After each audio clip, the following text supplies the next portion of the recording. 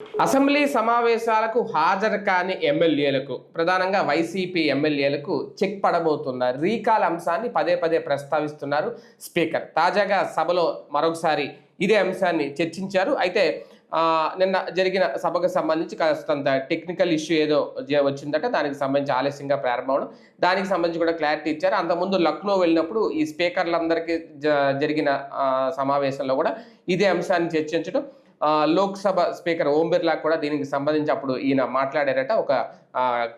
అంటే రాతపూర్వకంగా కూడా ఏదో లెటర్ ఇచ్చారు, దానికి సంబంధించి ఒక కొత్త నిబంధన తీసుకురావాలని. అయితే ఇప్పుడు మళ్ళీ అదే ప్రస్తావనకు రావడంతో ఈ అంశం మళ్ళీ చర్చకొచ్చింది. మళ్ళీ అటువంటి రీకాల్ చేసే ఉద్దేశం, లేదంటే జీతాలు కట్ చేసే ఉద్దేశం ఏమన్నా త్వరలో దానికి సంబంధించి ఒక చట్టం, ఒక నిబంధన ఏమన్నా తీసుకురాబోతున్నారా? అది ఎంతవరకు సాధ్యమవుతుంది? ఓన్లీ వైసీపీ ఎమ్మెల్యేలను దృష్టిలో పెట్టుకునే ఇది జరుగుద్దా, లేదంటే అటువంటి తీసుకొస్తే ఎవరికైనా వర్తిస్తుంది? అలాంటివి చేస్తారా? ఇది అంశం మీద చర్చించే ప్రయత్నం చేద్దాం. సార్, వాస్తవానికి ఇంతకుముందు కూడా ఇది ఒక చర్చ నడిచింది. అప్పుడు లక్నో వెళ్ళినప్పుడు కూడా మాట్లాడారట అయ్యన్న పాత్రుడు గారు, అప్పట్లో కూడా చర్చించారు. అయితే ఇప్పుడు మళ్ళీ అంటే ఇప్పుడు ఫేస్ రికగ్నిషన్ పెట్టడం, ఇప్పుడంతా టెక్నికల్గా ఏఐ ఆధారిత ఫేస్ రికగ్నిషన్ ఇవన్నీ తీసుకురావడం చూస్తూ ఉంటే రీకాల్ జరగబోతుందా? సభకు గైర్హాజరవుతున్న ఎమ్మెల్యేలకి చెక్ పెట్టే సమయం అన్న ఆసన్నం అవ్వబోతుందా? ఎలా చూడాలి? చెప్పాను కదా, ఇదంతా లాస్ట్ ఇయర్లో జరిగే కథ. లాస్ట్ ఇయర్లో దమ్ముంటే వీళ్ళు తీయాలి, లేదో దమ్ముంటే ఇప్పుడు అనర్హత వేటు వేస్తే ఎవరు ఆపారు వీళ్ళని? తప్పేం కూడా లేదు. వాళ్ళు కోర్టుకు వెళ్తారు, అప్పుడు ఏంటో తేలిపోతుంది.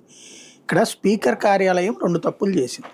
నెంబర్ 1 ఏంటంటే హైకోర్టు ఒక పిటిషన్ వేసేది, హైకోర్టు ఒక నోటీస్ ఇచ్చింది జగన్ వేసిన పిటిషన్ మీద.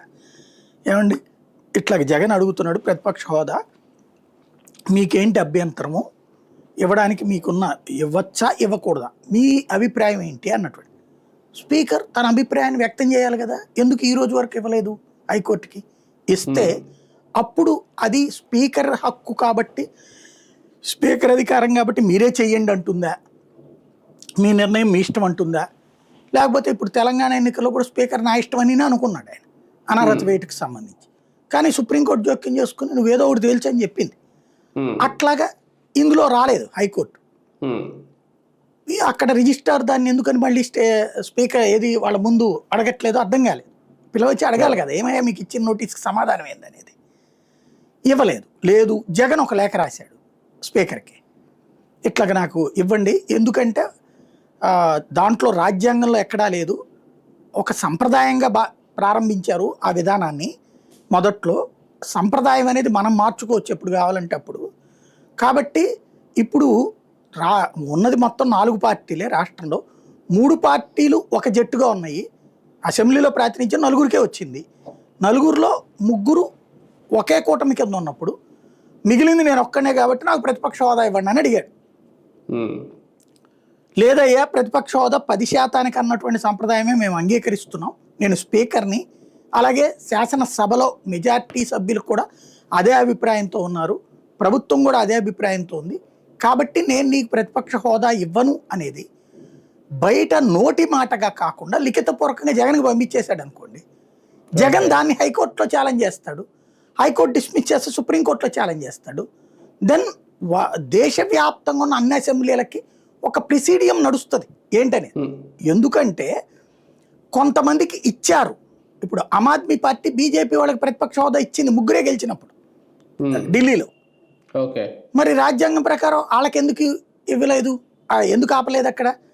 అలాగే పి జనార్దన్ రెడ్డికి ప్రతిపక్ష హోదా ఇవ్వబడింది ఆ రోజున. ఏది ఎన్టీ రామారావు దగ్గర నుంచి పార్టీని తీసుకున్నప్పుడు అప్పుడు 26 మంది గెలిచింది కాంగ్రెస్ తరఫున. 292 కదా అప్పుడు, 30 మంది కావాలి 10% అంటే. కానీ అప్పుడు ఇచ్చారు, ఏది చంద్రబాబు గారు వచ్చాక. ఎన్టీఆర్ గారు ఉన్నప్పుడు ఇవ్వాల, చంద్రబాబు గారు వచ్చాక ఇచ్చారు. అయితే వీళ్ళు ఏమంటారంటే ఆయనకి ఇచ్చింది ప్రతిపక్ష హోదా కాదు, వాళ్ళ పార్టీ నాయకుడుగా అంటారు. వాళ్ళ పార్టీ నాయకుడుగా మనం ఇచ్చేది ఏంటి అక్కడ? వాళ్ళ పార్టీ శాసనసభాపక్ష నాయకుడుగా. దాన్ని అదే హోదా జగన్కి ఇవ్వచ్చు కదా ఇప్పుడు. అంటే వీళ్ళు ఏమంటారంటే అప్లై చేసుకోండి అంటారు. రైట్, అప్లై చేసుకోవాలి. నువ్వు ఇది కాదంటే కదా అప్పుడు అతను అప్లై చేసుకోవడానికి. నాకు ప్రతిపక్ష హోదా కాదని అడిగాడు, కావాలని అడిగాడు. ఏమయ్యా, నువ్వు ప్రతిపక్ష నాయకుడిగా పనికిరావు, కావాల్సిందేమో 175 అంటే 18 అసెంబ్లీ సీట్లు కావాలి. నువ్వు ఇంతకుముందు ముఖ్యమంత్రిగా ఉన్న సందర్భంలోనే ఒకనొక సందర్భంలో అన్నావు కూడా కదా, నేనే తలుచుకుంటే నీ దగ్గర నుంచి ఒక 12 మందిని తీసుకోవడం కష్టం కాదు, నువ్వు ఈ ప్రతిపక్ష హోదా కూడా రాకుండా పోతావు అనేసి చంద్రబాబుని విమర్శించినోడువే కదా నువ్వు. కాబట్టి నీకు తెలుసు కదా ప్రతిపక్ష హోదాకి 10% కావాలని. నీకు అన్ని రాలేదు కాబట్టి మేము నీకు ఆ హోదా ఇవ్వం. కానీ ఇక్కడ నీ పార్టీ శాసనసభాపక్ష నాయకుడిగా నిన్ను మేము గుర్తిస్తాం. మాకిక్కడ ఏకైక ప్రతిపక్షం నువ్వే కాబట్టి పార్టీ పక్ష నాయకుడిగా నీకు ఇచ్చే సమయం నీకు ఇస్తాం అన్నారనుకోండి, ఉందాతనంగా ఉండేది, ఆన్సర్ అయ్యి ఉండేది. అప్పుడు దాని ఆధారంగా రేపు జగన్ కోర్టుకు వెళ్తాడా లేకపోతే సభకే వెళ్తాడా అది కూడా తేలిపోతుంది కదా. నువ్వు శాసనసభాపక్ష నాయకుడు అయ్యా, నీ పార్టీకి సమయం ఎక్కువ ఇవ్వకుండా ఎట్టుంటాము.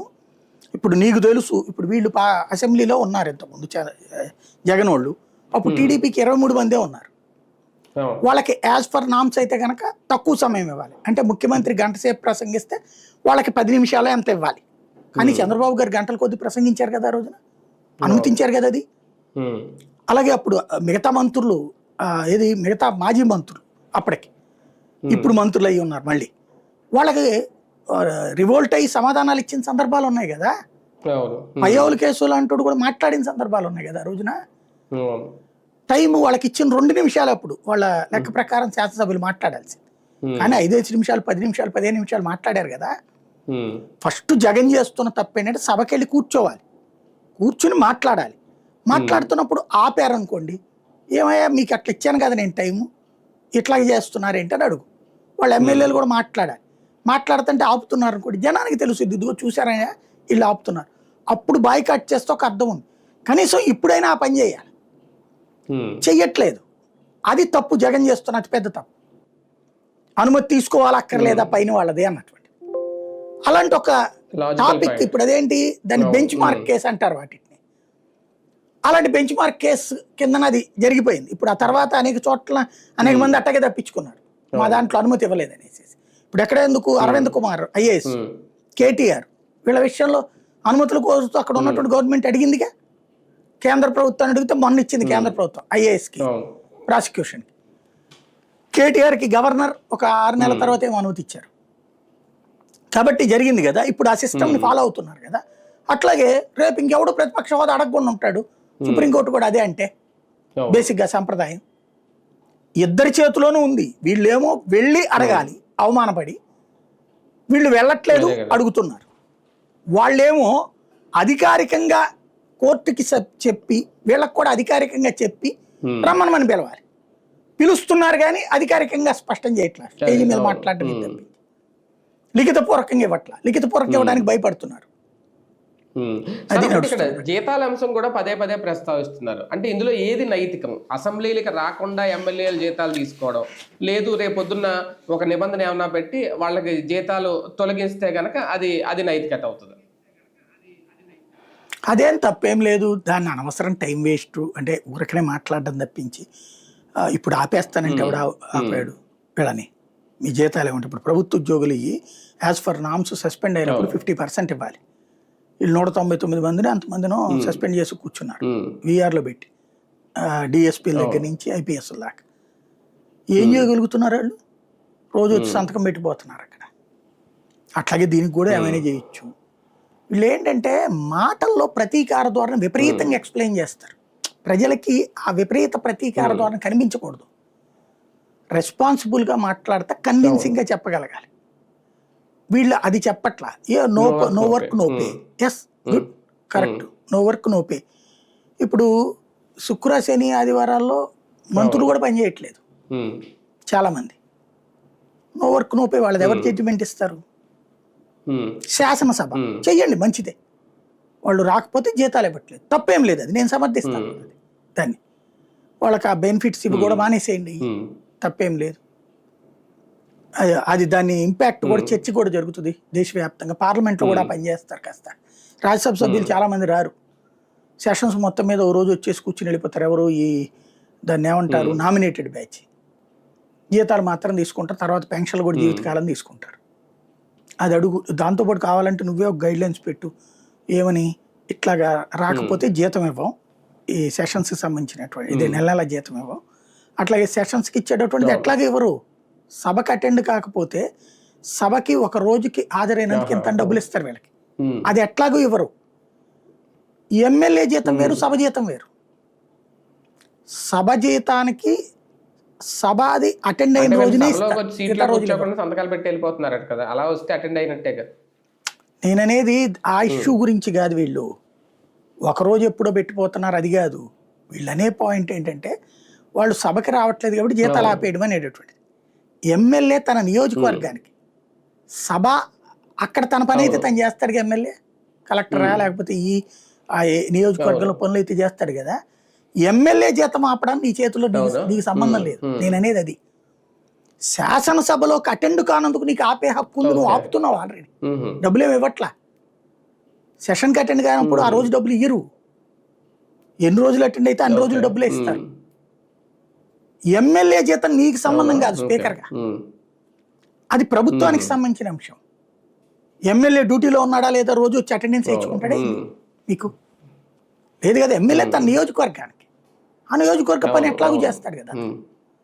ఇదేంటంటే జస్ట్ మౌత్ పబ్లిసిటీ, గొడవ మాటలు తప్పించి ఏం లేదు. ఎమ్మెల్యేగా అతను 5 ఏళ్ళు ఉంటాడు. శాసనసభకు అటెండ్ కాకపోతే ఎమ్మెల్యేగా తీసేసే హక్కు నీకుంది. దెన్ ప్రూవ్ ఇట్, తీసేయి. అది నేను చెప్పినట్టు బెంచ్ మార్క్ కేసు అవుతుంది, కోర్టులకు వెళ్తారు, తేల్చుకుంటారు. ప్రస్తుతం మాటలు ఎక్కువ ఉన్నాయి. రీకాల్కి సంబంధించి కూడా మొత్తం ప్రపంచంలో నీకు 8 దేశాల్లో ఏదో రీకాల్ చేసే పద్ధతి ఉందంట.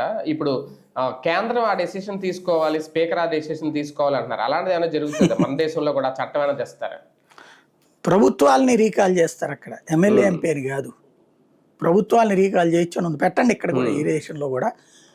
ఇప్పుడు మేము హామీ ఇచ్చాము, ఈ హామీ సూపర్ 6 అని హామీ ఇచ్చాం, ఈ హామీ నెరవేర్చకూడదని మేము అనుకుంటున్నాం. ఉంటదేమో కదా కొన్ని దేశాల్లో అలాగా రీకాల్ అదే అనేది రీకాల్ అదే కదా. నువ్వు పెట్టు, ఇప్పుడు ఎక్కడ ఎందుకు రెఫరెండం పెట్టు. నేను సూపర్ 6 అన్నాను, ఈ 4 చేశాను, ఆ 2 అక్కర్లేదు అనుకుంటున్నాను, లేదా ఇచ్చేసినట్టు మీరు ఫీల్ అయ్యారనుకుంటున్నాను, మేము చేసింది రైటా రాంగ్ అని చెప్పి రెఫరెండం పెట్టండి సింపుల్గా. రైట్ అంటే కనుక ఓకే, క్యారీ ఆన్. కాదనుకుంటే దిగిపోతారా? గ్యారంటీ అని రాసి ఇచ్చావు, గ్యారంటీ బాండ్ పంపించావు కదా ఇంటింటికి. అదే గ్యారంటీ బాండ్ కనుక ఎవడన్నా రిజిస్టర్ చేశాక అది కనుక జరగకపోతే ఏం చేస్తాం మనం? చీటింగ్ కేసు పెడతాం, అరెస్ట్ చేస్తాం, జైల్లో పెడతాం. మరి ఇక్కడ ప్రభుత్వాన్ని ఏం చేయలేం కదా మనం. కాబట్టి నైతికత అనేటటువంటి మాటలు మనం ఎక్కువ మాట్లాడుకోవడం, మేము మాట్లాడితే నైతికత, ఎదురోళ్ళకి నైతికత లేదనుకోవడం అనవసరం. రాజకీయాల్లో నైతికత చచ్చిపోయి చాలా. నిజంగా ఆ చట్టం తెస్తే దేశవ్యాప్తంగా అమలు అవుతుంది ఒకవేళ రీకాల్ అనే పద్ధతి. వీళ్ళేం తేలేరు, అది అయ్యి అసలు చట్టం కాదండి, అదంతా ప్రొసీజరు. అయ్యి ఇప్పుడు ఏ శాసనసభ స్పీకరు ఆ ప్రభుత్వము వాళ్ళు తీసుకునే నిర్ణయాలు వేటికి అయ్యాయి. అది మళ్ళీ ఇదివరకు ఏంటంటే స్పీకర్లు తీసుకునే నిర్ణయాలు, సభ తీసుకునే నిర్ణయాలు న్యాయ వ్యవస్థ కంటే న్యాయ సమీక్షకు అతీత. ఒకప్పుడు ఈ కొలీజియం సిస్టమ్ వచ్చాక అది తీసేశారు. న్యాయ వ్యవస్థ సమీక్షకు అతీతమైంది ఏది లేదు ప్రపంచంలో అని తేల్చి చెప్పారు. ఇంక్లూడింగ్ కేంద్ర ప్రభుత్వం, పార్లమెంట్కి సంబంధించి కూడా వాళ్ళు సమీక్షిస్తున్నారు. కాబట్టి ఇప్పుడు కెలకడానికి న్యాయ వ్యవస్థ ఒక నిర్ణయం తీసుకుంటుందా సార్? అది ఉందా? ఎందుకు తీసుకోదు? ఇప్పుడు మొన్న తెలంగాణలో స్పీకర్ వాళ్ళది ఎంతకీ తేల్చట్లేదు, ఆదేశాలు కూడా ఇవ్వగలదు. ఇప్పుడు కర్ణాటకలో ఇట్లాగా ఎమ్మెల్యేలు మారినప్పుడు నువ్వు ఖచ్చితంగా బలం నిరూపించుకొని చెప్పింది, సచ్చినట్టు నిరూపించుకుని బీజేపీ దిగిపోయింది కదా అప్పుడు మధ్యలో. అట్లాగే మహారాష్ట్రలో ఏకనాథ్ షిండే చీల్చుకెళ్ళినప్పుడు దాని మీద పెద్ద ఇది నడిచింది. స్పీకర్ అప్పుడు మాట వినలా, స్పీకర్ని తీసేసిన అధికారం కోర్టు తీసుకుంది. అట్లాగే ఆ తర్వాత బలం నిరూపించుకోవాలి అని చెప్పి ఆదేశించింది కోర్టు, టైం ఇచ్చింది, వెంటనే నిరూపించుకున్నారు వాళ్ళు. కాబట్టి కోర్టులు జోక్యం చేసుకుంటాయి. కొంతమంది అనర్హత వేటు 1000 మంది కూడా, కర్ణాటకలో చాలా మంది అనర్హత వేటు వేసింది, కోర్టే ఆదేశాలు ఇచ్చింది, సచ్చినట్టు వేయాల్సి వచ్చింది స్పీకర్. అంటే చట్టం తన పని తాను చేయకపోతే ఆ పైన ఉన్నటువంటి వ్యవస్థ ఎట్టా జోక్యం చేసుకుంటుంది. ఇక్కడ కూడా అట్లాంటి వ్యవస్థ జోక్యం ఉంది న్యాయస్థానం. రైట్, చూద్దాం. మొత్తానికి నో వర్క్ నో పే ఆ విధానం ఏమైనా తీసుకురాబోతున్నారా? ఆల్రెడీ ఇప్పటికే ఎమ్మెల్యేలకు లేదంటే వైసీపీ ఎమ్మెల్యేల మీద దృష్టి పెట్టారు. ప్రధానంగా వాళ్ళు హాజరు కావట్లేదు అసెంబ్లీకి అనేది. దీని మీదే తాజాగా ఈ పాయింట్ అయితే రేజ్ చేశారు స్పీకర్. మరి ఏం చేస్తారు భవిష్యత్తులో? అలాంటి విధానం తీసుకొస్తే అది అందరికీ వర్తింపు చేస్తారా, లేదంటే ఇది ఎమ్మెల్యేలని సభకు రప్పించడానికి మాత్రమే ఇలాంటి వ్యాఖ్యలు ఏమైనా చేస్తున్నారా? వేచి చూద్దాం.